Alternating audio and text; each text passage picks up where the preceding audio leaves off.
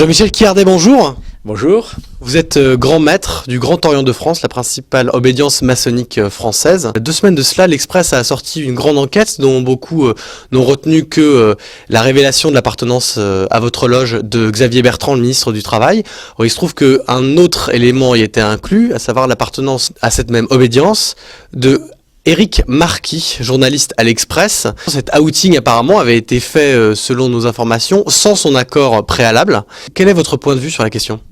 Alors je crois qu'il y a deux démarches à cet égard. Il y a la démarche de ceux qui sont nombreux et que j'encourage, qui disent je suis franc-maçon, qu'ils s'affichent comme tel, qu'ils l'annoncent, qu'ils le révèlent, parce qu'au fond, il n'y a aucune honte, bien au contraire à être franc-maçon, aucune gêne à être franc-maçon, on est fier d'être franc-maçon, fier d'être membre du Grand Orient de France, il est donc toujours intéressant de le dire et même de le clamer. Par contre, il y a une autre démarche, il y a beaucoup de membres de notre obédience ou d'autres obédiences qui considèrent que ça fait partie de leur jardin secret, que c'est une démarche intime, que c'est une démarche personnelle et qui ne veulent pas le dire. Eh bien, c'est une démarche qui est tout à fait respectable et légitime aussi. Il est très désagréable, en effet, qu'il y ait une espèce de, comme ça, d'habitude qui consiste à vouloir dire contre leur accord un tel et ceci et cela et maçon ou autre chose d'ailleurs. Je pense que c'est une fausse forme de transparence qui peut conduire dans une certaine mesure à une certaine déni de la démocratie. Parce que la démocratie,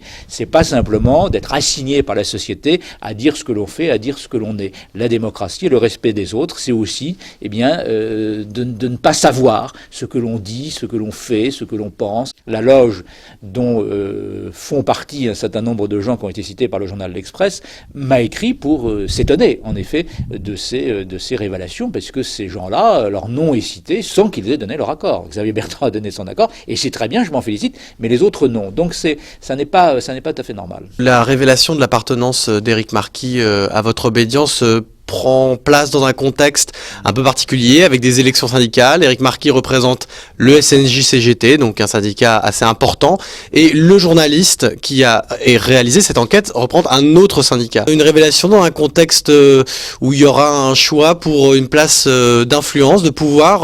Vous connaissez ce genre d'usage auprès de vos frères dans le Grand Orient de France ? Alors bon, ça c'est le problème de l'Express, moi je ne m'en mêlerai pas. Il peut y avoir, oui, des tentatives d'instrumentalisation de l'appartenance maçonnique. Toute l'histoire de la franc-maçonnerie le démontre.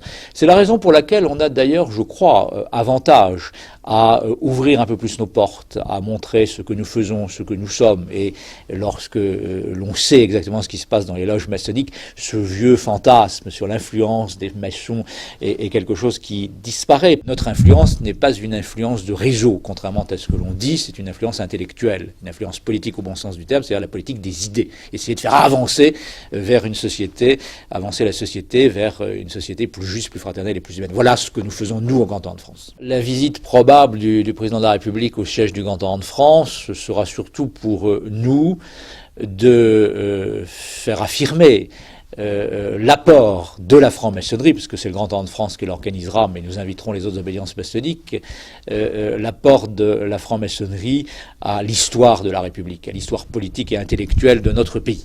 Et deuxième point, ce sera pour affirmer solennellement notre attachement au principe de laïcité et à la loi de 1905 qui ne devra pas être révisée et amendée, même par des aménagements techniques ou réglementaires. Ce que nous attendons du président de la République, c'est qu'il nous dise en effet que la loi de 1905, ce restera le socle du principe de laïcité en France et qu'elle ne sera pas modifiée. Merci beaucoup, monsieur Quiardet. Merci à vous.